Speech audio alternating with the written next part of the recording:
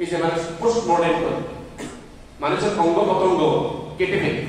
রাসূল সাল্লাল্লাহু আলাইহি ওয়াসাল্লাম বলেন, জীবন্ত মানুষের অঙ্গ প্রত্যঙ্গের উপর আঘাত করলে যেরকম যন্ত্রণাদায়ক, মুর্দারের উপর আঘাত করলেও এরকম যন্ত্রণা। ব্রিটিশরা ওরা তো অভিশপ্ত, ওরা শুধু মুসলমানের সব আইন নষ্ট করে ওদের খামখেয়ালি আইনগুলো আমাদের দেশে ঢুকাইছে। একটা মানুষ পোস্টমর্টম কেন করে? মানুষের মৌতের কারণ জানার জন্য। গোটা পৃথিবী দেখছে লোকটা গাড়িতে অ্যাক্সিডেন্ট করে মারা গেছে, এখানে আর ওর কারণটা জানার কি দরকার? দেখছে না, সারা দুনিয়া দেখছে, তো লাইভে দেখা যায় হুন্ডা অ্যাক্সিডেন্ট করে কাপড়াচ্ছে তারপর মারা গেছে। কিন্তু ওরা যদি নিতে পারে, সরকারি লোক যদি নিতে পারে, ওর পোস্টমর্টম করবে কেন?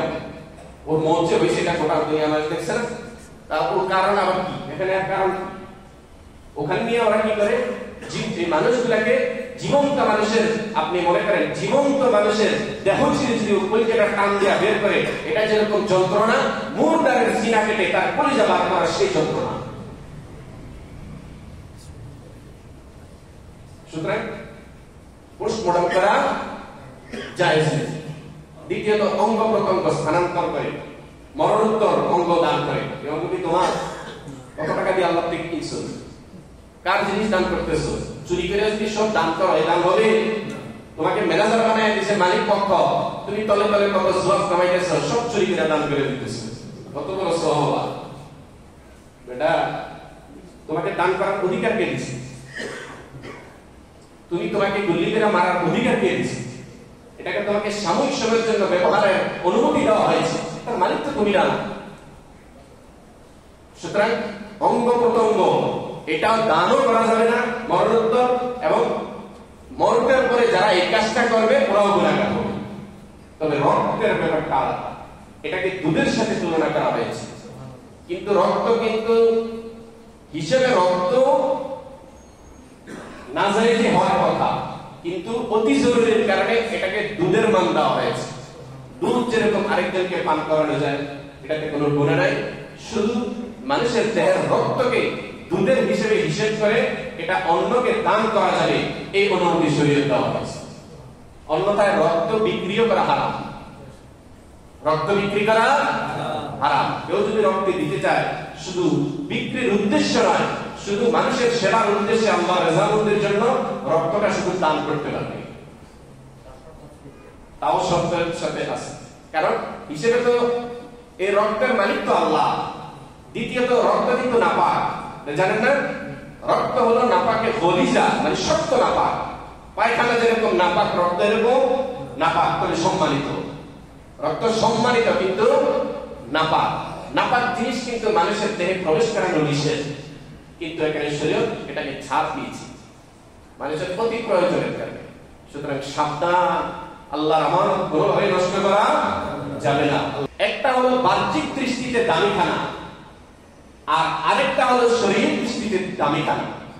বাহ্যিক দৃষ্টিতে যে দামি খানা, আপনি ছোট ছোট খাসি দিয়া কাচ্চি বিরিয়ানি, চাইনিজ খানা, এখন ভিনদেশি খানাও আমাদের দেশে অনেক এসেছে, দামি দামি খানা মার্কেটে আছে।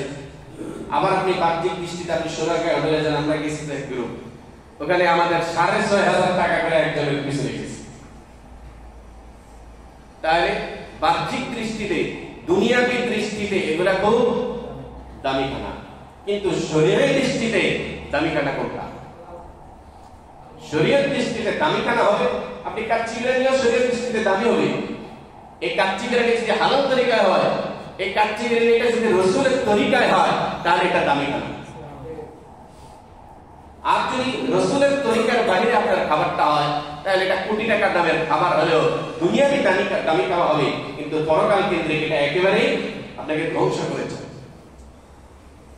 যে খানাটা আল্লাহর জন্য, যে খাবারটা আল্লাহর জন্য হয়, আল্লাহ শুকরিয়া আদায় করে হয়, রাসূলের তরিকায় হয়, ওই খাবারটা হবে সবচেয়ে দামি। ওই খাবারটা হবে সবচেয়ে দামি। একজন আরেকজনকে খাওয়ায় না, আপনি মনে করেন ইমাম সাহেবকে খাওয়াইতেছি, মুয়াজ্জিনকে খাওয়াইতেছি, আব্দুল রাজ্জাককে খাওয়াইতেছি। কেন খাওয়াইতেছে? কেন খাওয়াচ্ছে? আল্লাহর ওয়াস্তে। কেন খাওয়াচ্ছে? আল্লাহর ওয়াস্তে। আমরা তো মনে করি আল্লাহর ওয়াস্তে মানে ইতিম গরিবের খানা। শব্দের অর্থটাই তো বুঝলাম না। আল্লাহর ওয়াস্তে মানে আল্লাহর খুশির জন্য। বলেন সুবহানাল্লাহ। কিসের জন্য? আল্লাহর খুশির জন্য। আল্লাহর ওয়াস্তে মানে আল্লাহর জন্য। আল্লাহর জন্য মানে আল্লাহর রিজামতের জন্য। পৃথিবীর মধ্যে সবচেয়ে দামি খানা হলো যে খানাটা আল্লাহর ওয়াস্তে। এটার সাথে কোনো খানার তুলনা নেই। আপনি খাওয়াইতেছেন ওনাকে আল্লাহর খুশির জন্য, আপনি মেহমানদারি করাইতেছেন এটা আল্লাহকে। আল্লাহ আমাদেরকে মেহমানদারি করেন না। যুয়ুফাতুল্লাহ, এই যে কুরবানির গরু যে আমরা জবাই করি, আল্লাহ বলেন বেটা আমার তরফের থেকে তোমাকে মেহমানদারি করে দিয়েছি। যুয়ুফুল্লাহ, আমরা আল্লাহর মেহমান। আপনি চাইতেন আল্লাহর মেহমান, আপনি এটা আল্লাহ রোগীকে দেখতে যাওয়া মানে আল্লাহ বলেন তোমরা তো আমাকে দেখতে এসেছো। এরকম বাহানা দিয়া দিয়া পরকালে আল্লাহ নাজাত দিবেন। আমি একটা উদাহরণ বলছিলাম যে বাহানা কি জিনিস, পরকালের হাসরের ময়দানটা কি জিনিস। বিপদে পড়ে থাকবে এক একজনে এক এক বাহানায়।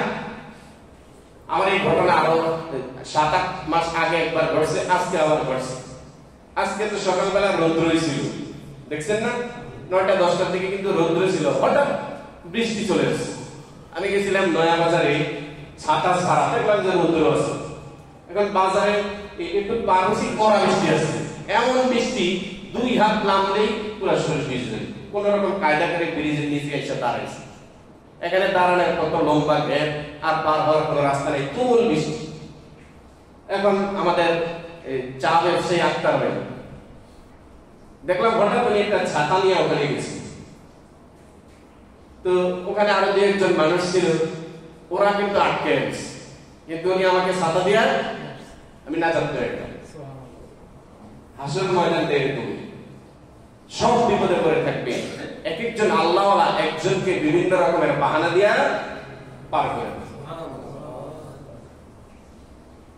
আল্লাহর রাস্তে খাওয়ানো এটাকে অনেকে টিটকারি করে, অর্থ না বুঝে যে আল্লাহর রাস্তে খাইয়া বেটা মাদ্রাসা করে, কিন্তু তোমার জিন্দেগিতে তুমি যত মানুষকে খাওয়াইছো সবচেয়ে দামি এটাই খানা।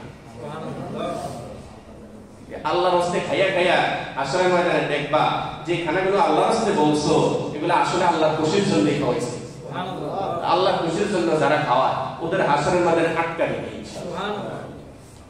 আল্লাহ বলেন ইন্না আরাদনাল আমানাতা আলাস সামাওয়াতি ওয়াল মানুষ, আমি আল্লাহ তোমার কাছে হাত আমানত রাখছি। মানুষ, আমি আল্লাহ তোমার কাছে চক্ষু আমানত রাখছি। এই আমানত নষ্ট করার কোনো অধিকার আমি তোমাকে দেই নাই। তুমি তো আমার আমানত নষ্ট করতেছো। আমি ভাই ভাইয়ের জন্য সৌদি আরব থেকে টস ট্রাক পাঠাইছে মাছ পোলাদের জন্য। আমাদের দেশে রাত্রে জল দেয়া মাছ পোলায় বিপদ আপদ থেকে বাঁচার জন্য। এই লেট দিয়ে কি আরেকজনের সম্পদ চুরি করার জন্য ঘর কাইটা এই জন্য ভাই লেট দিছে? লেট দেয়। আমার তো অবস্থা আমাদের এরকম হচ্ছে। আল্লাহ চোখ দিয়েছে আমাকে কোরআন দেখার জন্য, আল্লাহ চোখ দিয়েছে আমাকে হালাল জিনিস দেখার জন্য। আমি তো চক্ষু দিয়ে চুরি করতেছি। আমাকে আল্লাহ হাত দিয়েছেন কেন? দয়া করে মায়া করে আল্লাহ যদি হাতটা আমরা বাঁকা করে দিতেন। আজকে স্টার হোটেল নাস্তা খেয়েছি সকালে, তো রিক্সাতে আসার সময় খেয়াল করে নেই ওইটার দিকে বেটার এক পাও নাই, এতটুকু নাই, আর আরেক পায়ে হ্যান্ডেলের সাথে পাও বাঁধা, ওইটা দিয়া ও চালায় চালায় আমাদেরকে আনতেছে। তো ওর রিক্সা দিয়ে আমি কি করবো আরো স্টার ওখান থেকে পরে ওর ভাড়া টিকেছে 40 টাকা। যখন পায়ের অবস্থা দেখলাম তখন 60 টাকা দিলাম। তো মনে করেন ওর পা নেই, আমাকে তো আল্লাহ পা দিছে, আমি কি সত্যি আদায় করছি পা নেই। আমার যদি পাটা না থাকতো আমি কি করতে পারতাম? আল্লাহ বলেন ইন্না আরাদনাল আমানা, মানুষ কোরআন যেরকম আমি তোমার কাছে আমানত রাখছি, এই চোখ আমি তোমার কাছে আমানত রাখছি, এই দিমাগ আমি তোমার কাছে আমানত রাখছি, হাত তোমার কাছে আমানত রাখছি। তুমি আমার আমানত হেফাজত করছো কিনা বারবার চিন্তা করো, বারবার চিন্তা করো।